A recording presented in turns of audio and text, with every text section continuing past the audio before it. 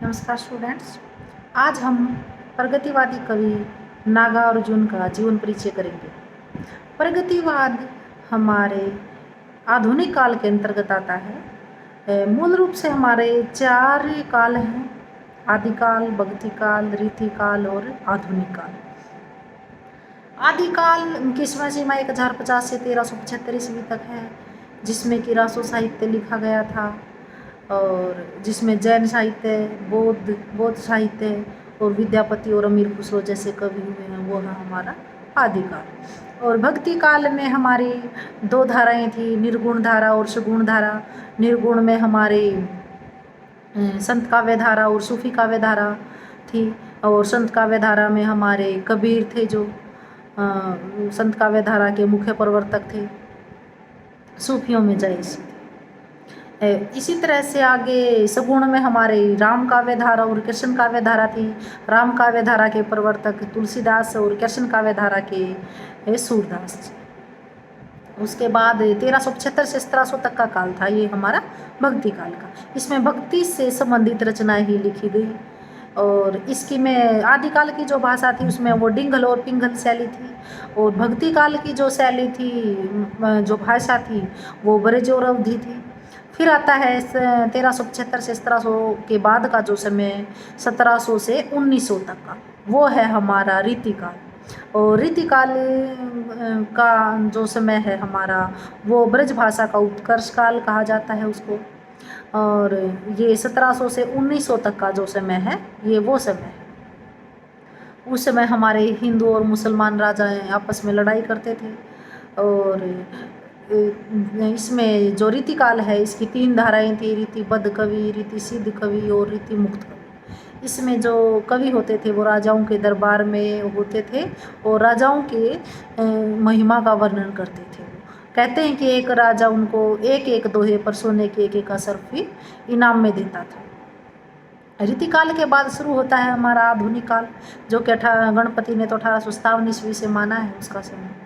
तो ये इसमें जो आधुनिक काल है, इसमें कई भाग हैं, जैसे कि भारतेंदु काल, द्विवेदी काल और छायावाद काल। छायावाद के बाद प्रगतिवाद, प्रगतिवाद के बाद प्रयोगवाद और नई कविता और समकालीन कविता। तो जो प्रगतिवाद है उसका वर्णन हम करेंगे। भारतेंदु युग तो भारतेंदु हरिश्चंद्र के नाम से ही रखा गया। द्विवेदी युग महावीर प्रसाद द्विवेदी के नाम से, जिसने खड़ी बोली का आंदोलन चलाया था। और सरस्वती जो पत्रिका है, बहुत ही महत्वपूर्ण जो पत्रिका है, उसके संपादक रहे हैं महावीर प्रसाद द्विवेदी, उन्हीं के नाम से इस युग का नाम रखा गया। और तीसरा जो युग है हमारा, वो छायावाद युग, जो कि आधुनिक युग के अंतर्गत आता है। इसमें हमारे 4 महत्वपूर्ण कवि हैं, जैसे जयशंकर प्रसाद निराला, जयशंकर प्रसाद, सूर्यकांत त्रिपाठी निराला, सुमित्रानंदन पंत और महादेवी वर्मा। इनको ब्रह्मा, विष्णु, महेश और आधुनिक मीरा की भी संज्ञा दी गई इन चारों कवियों को, जो कि छायावाद है। तो इसी की प्रतिक्रिया में जो उपजा वो है हमारा प्रगतिवाद। जो छायावादी कवि थे वो क्या करते थे, वो सिर्फ अपना ही दुखड़ा, कहते हैं कि अपना ही दुखड़ा का वर्णन करते थे। वो आत्मा और परमात्मा के बात ही करते थे। लेकिन उसी के विरुद्ध में हमारा आया प्रगतिवाद, जिसने समाज में, जो कि समाज की भावनाओं को लेकर चला, समाज में जो उस समय चल रहा है उन्हीं समस्याओं को लेकर आगे बढ़ा। तो प्रगतिवाद छायावाद के बाद का युग है, जो कि 1936 में शुरू हुआ। प्रगतिवाद क्या था? प्रगतिवाद में सामाजिक यथार्थ को देखने की एक विशिष्ट दृष्टि है, जिसे वर्ग चेतना प्रधान दृष्टि के नाम से भी जाना जाता है। वर्ग चेतना क्या होती है? शोषक और शोषित, जो दोनों को चिह्नित करती है, वो होती है वर्ग चेतना। जो विचारधारा राजनीतिक क्षेत्र में साम्यवाद या मार्क्सवाद के नाम से जानी जाती है, वही विचारधारा साहित्यिक क्षेत्र में प्रगतिवाद के नाम से जानी जाती है। संगठित रूप में हिंदी में प्रगतिवाद का आरंभ प्रगतिशील लेखक संघ द्वारा 1936 में लखनऊ में आयोजित एक अधिवेशन से होता है, जिसकी अध्यक्षता किसने की थी? प्रेमचंद ने। प्रेमचंद के नाम से तो कोई भी अनभिज्ञ नहीं होगा, क्योंकि प्रेमचंद एक बहुत ही बड़ा साहित्यकार, कहानीकार, उपन्यासकार माना जाता है। उन्होंने कहा था कि साहित्य का उद्देश्य दबे कुचले हुए वर्ग की मुक्ति का होना है। प्रेमचंद के शब्द थे ये। तो जो प्रगतिशील लेखक संघ की स्थापना हमारे यहाँ कैसे हुई, 1936 में हुई थी हमारे यहाँ। उससे पहले 1935 में E.M. फोस्टर ने प्रोग्रेसिव राइटर एसोसिएशन नाम से एक संस्था की नींव रखी थी। वो नींव रखी थी पेरिस में, और उसी की देखा देखी हमने उसको हिंदी में परिवर्तित करके प्रगतिशील लेखक संघ की स्थापना 1936 में लखनऊ में की। और जो शुरू में जो इसकी की थी हमारे यहाँ पे, वो थे 2 लेखक, सज्जाद जहीर और अमूलक राज आनंद ने भारत में 1936 में प्रगतिशील लेखक संघ की स्थापना की, जिसकी अध्यक्षता किसने की? प्रेमचंद ने। इस प्रगतिवादी विचारधारा के जो कवि हैं वो हैं नागार्जुन, केदारनाथ अग्रवाल, रांगी राघव, शिवमंगल सिंह सुमन, त्रिलोचन शास्त्री और रामविलास शर्मा। और जो ये विचारधारा थी प्रगतिवादी, इस पर कार्ल मार्क्स विचारधारा का बहुत ही ज़्यादा प्रभाव है। इसके अतिरिक्त पंत, दिनकर और नरेंद्र शर्मा आदि की रचनाओं में भी प्रगतिवादी तत्व विद्यमान है। प्रगतिवादी काव्य की विशेषताएं, क्या क्या विशेषताएं हैं प्रगतिवादी की? जैसे कि वो तो छायावाद में कि आत्मा की छाया परमात्मा में और परमात्मा की छाया में परमात्मा की छाया आत्मा पर में रख जाती है, वो क्या है? छायावाद। सूक्ष्म का स्थूल के प्रति विद्रोही क्या है? छायावाद। तो इस तरह से वो तो उसमें सिर्फ अपनी बात ही थी, आत्मा और परमात्मा से रिलेटेड रहस्यवाद था। इसमें जो प्रगतिवाद है उसकी क्या विशेषताएं हैं? युगीन परिस्थितियों के प्रभाव और छायावादी काव्य प्रवृत्तियों की प्रतिक्रिया के फलस्वरूप जिस नवीन काव्य चेतना का प्रादुर्भाव हुआ उसे प्रगतिवादी काव्य धारा के नाम से अभिहित किया जाता है। और यह काव्य का आंदोलन है, ये एक मार्क्सवादी, इसमें एक प्रेरक दर्शक है। इसमें शोषक और शोषित 2 वर्ग हैं।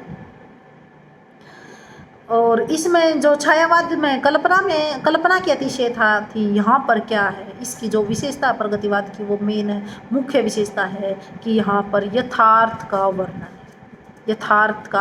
वर्णन। जैसे कि छायावादी कवि कल्पना में जीते थे, तो प्रगतिवादी कवि हमारे यथार्थ के प्रति जागृत थे। पूंजीवाद का विरोध किया है प्रगतिवादी कवियों ने, और रूढ़ी का भी विरोध किया है, जो रूढ़ी चली आ रही है उनका विरोध किया है।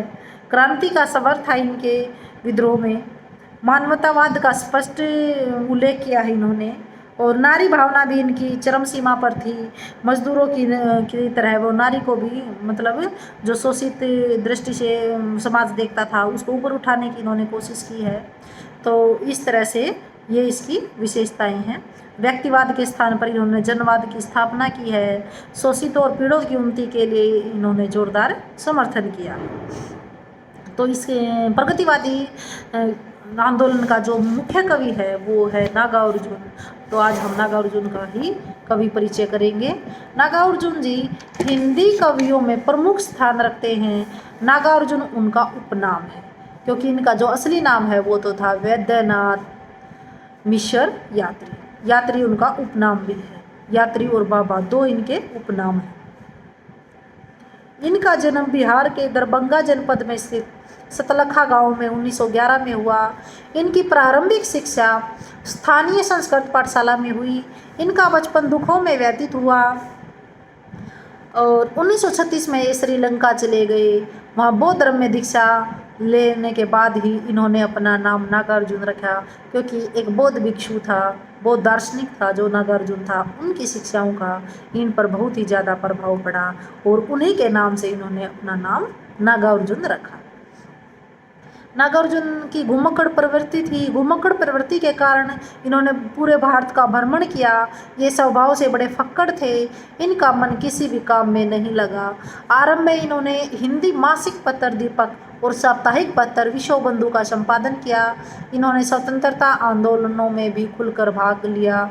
फलस्वरूप नागा बाबा के नाम से जाने वाले इस कवि को अनेक बार जेल यात्राएं भी करनी पड़ी और 1998 में नागार्जुन का देहांत हो गया। इनकी जो काव्य कृतियाँ हैं वो है युगधारा, सतरंगे पंखों वाली, हजार हजार बाहों वाली, तुमने कहा था, पुरानी जूतियों का कोर्स, और इनका आखिर क्या कह दिया मैंने, मैं मिलिट्री का बूढ़ा बूढ़ा। ये है इनकी काव्य कृतियाँ। एक इनका खंड काव्य है भस्मांकुर, जो बहुत ही इम्पोर्टेंट है, जो पेपर में बहुत ही बार आता है। उपन्यास है इनका वरुण के बेटे, हीरक जयंती, बलचन्मा, रतिनाथ की चाची, नई पौध, कुंभीपाक, उगर तारा, बाबा बटेश्वर नाथ, जमुनिया और सरसूतिया। कहानी संग्रह है इनका आसमान में चंदा तेरे। अनुवाद है इनका गीत गोविंद, मेघदूत, विद्यापति के गीत, विद्यापति की कहानियाँ। निबंध संग्रह है इनका अन्नहीनम क्रियाहीनम। और इन्होंने एक मैथिली काव्य रचना की है पत्थरहीन नगन गाज, जिस पर इन्होंने साहित्य अकादमी पुरस्कार भी मिला है। इनके जो नागार्जुन की जो साहित्यिक विशेषताएं हैं वो है कि नागार्जुन जी लोक जीवन से गहरा सरोकार रखते थे। ये अपने साहित्य में भ्रष्टाचार, राजनीति, स्वार्थ और समाज की पतनशील स्थितियों के प्रति विशेष तौर पर सजग रहे हैं। इन्होंने धरती, जनता तथा श्रम के गीत गाए हैं। इनकी रचनाओं में पूंजीपतियों के प्रति घृणा तथा श्रमिकों के प्रति सहानुभूति की भावना देखी जा सकती है। नागार्जुन के साहित्य की विशेषताएं हैं वो इस प्रकार है। समसामयिक राजनीतिक चेतन। वास्तव में नागार्जुन जी अपनी भारतीय चेतना के समर्थक संवाहक और राजनीति का उनमें गहरा ज्ञान था। अगर प्रगतिवाद का या 1936 से जो 43 तक का समय था, अगर उस टाइम का कहा जाए, आधुनिक काल का कहा जाए कि सबसे बड़ा राजनीतिक कवि कौन है, तो वो है हमारे नागार्जुन। इन्होंने अनेक स्थलों पर राजनीतिक साहित्यिक संबंधों को उजागर किया है। विष्णु प्रभाकर ने कहा है इनके बारे में कि इसमें संदेह नहीं कि बाबा राजनीति में आकंठ डूबे हैं। आंदोलन, प्रदर्शन, जेल कुछ भी नहीं छूटे उनसे। उसी को लेकर उनका व्यक्तित्व घनघोर रूप से विवादास्पद हो उठा है। तो कहीं कहीं नेहरू जी की विदेश नीति की भी आलोचना करते हैं, तो कहीं गांधीवादी अनुयायियों को भी कटघरे में खड़ा कर देते हैं। दूसरी जो इनकी विशेषता है वो है यथार्थ प्रकृति चित्रण। नागार्जुन ने प्रकृति का चित्रण भी काल्पनिक रूप में न करके यथार्थ रूप में किया है। इससे पहले जो छायावादी कवि थे हमारे, वो प्रकृति का या अपनी कविताओं में काल्पनिक रूप ज़्यादा रखते थे, लेकिन इन्होंने हमेशा यथार्थ रूप ही हमारे सामने रखा है। उनके प्रकृति चित्रण में न कृत्रिमता है और न ही वायवी कल्पना, बल्कि वे शिवम के प्रकृति चित्रण को शवानाभूत यथार्थ और शिवम को देखा हुआ उसी का वर्णन करते हैं। वे यथार्थ को कठोर धरती के गीत गाते हुए मिट्टी से अपना सघन संबंध दिखाते हैं। उनके मन में प्रकृति के प्रति गहरी आत्मीयता और रागात्मक जुड़ाव भी है। वर्ग विषमता का उद्घाटन। तीसरी जो विशेषता है इसकी, वर्ग विषमता का उद्घाटन। कविवर नागार्जुन ने अपनी कविताओं में किसान मजदूर की दयनीय अवस्था का चित्रांकन भी किया है, साथ उनके रास्ते में आने वाली बाधाओं का भी चित्रित किया है। कवि ने वर्ग वैषम्य का उद्घाटन करते हुए पैसा चहक रहा में रईसों की शान शौकत और ऐश्वर्यमय जीवन का चित्रण भी किया है। 26 जनवरी और 15 अगस्त नामक कविताओं में आर्थिक विषमता का बड़ी बेखूबी से वर्णन किया है। प्रेत का बयान में शिक्षकों और शिक्षा विभाग की उपेक्षा व समय पर वेतन न मिलने के कारण शिक्षकों की दयनीय दशा का भी इन्होंने अपनी कविता में वर्णन किया है।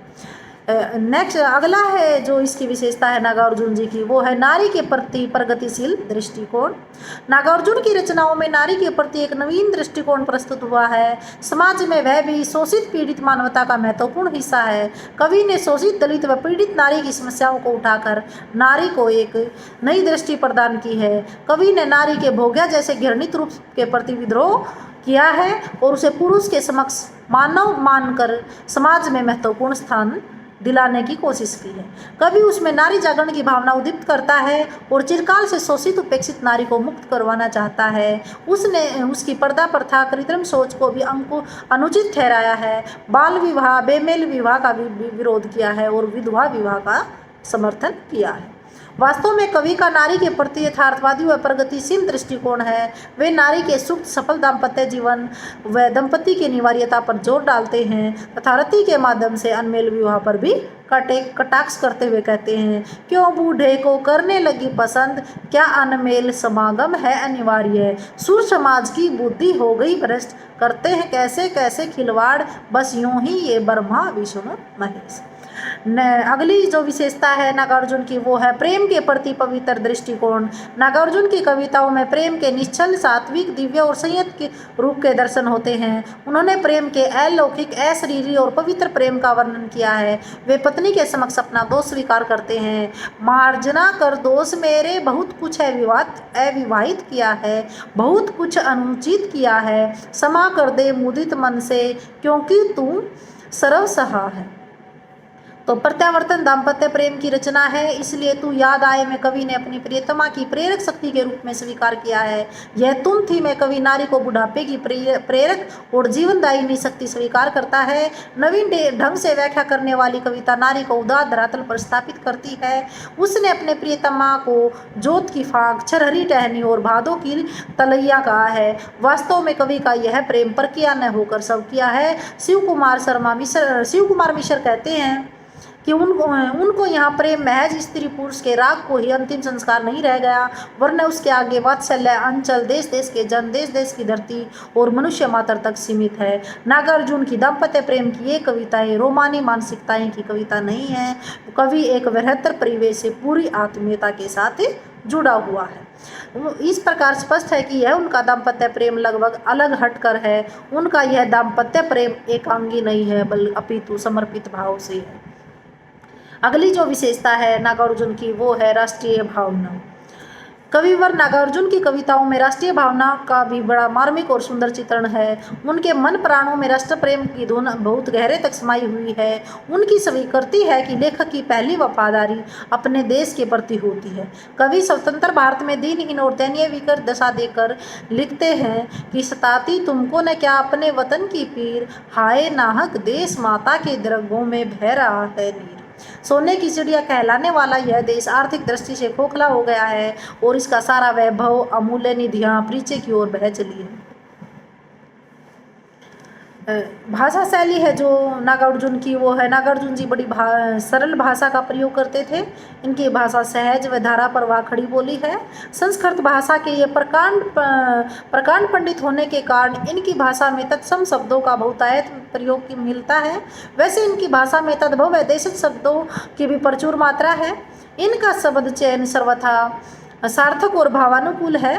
प्रसाद गुण इनकी भाषा में सभी जगह व्याप्त है। मुहावरों का प्रयोग इनकी भाषा में सहजता के साथ हुआ है। इनकी भाषा में अलंकार व बिंबों का प्रयोग भी अनायास रूप में हुआ है। इनका व्यंग्य बड़ा तीक्ष्ण तथा चुभने वाला है। ये आधुनिक कबीर के नाम से भी जाने जाते हैं। ये एक बात को अनेक बिंबों में प्रस्तुत करने वाले सिद्धहस्त हैं। इनके काव्य में वीर, श्रृंगार, वात्सल्य, हास्य व अद्भुत रसों की खुलकर निष्पत्ति हुई है। इन्होंने शैली का चयन अपने विषय को ध्यान में रखते हुए किया है। इनके द्वारा प्रयुक्त वर्णनात्मक शैली का एक उदाहरण कविता लालू साहू में द्रष्टव्य है। शोक विह्वल लालू साहू अपनी पत्नी की चिता में कूद गया। लाख मना किया लोगों ने, लाख लाख मिन्नती की, अनुरोध किया लाख लाख, लालू ने एक न सुनी। तो ये मुक्त छंद में भी कविता करते थे और छंद में भी। धन्यवाद।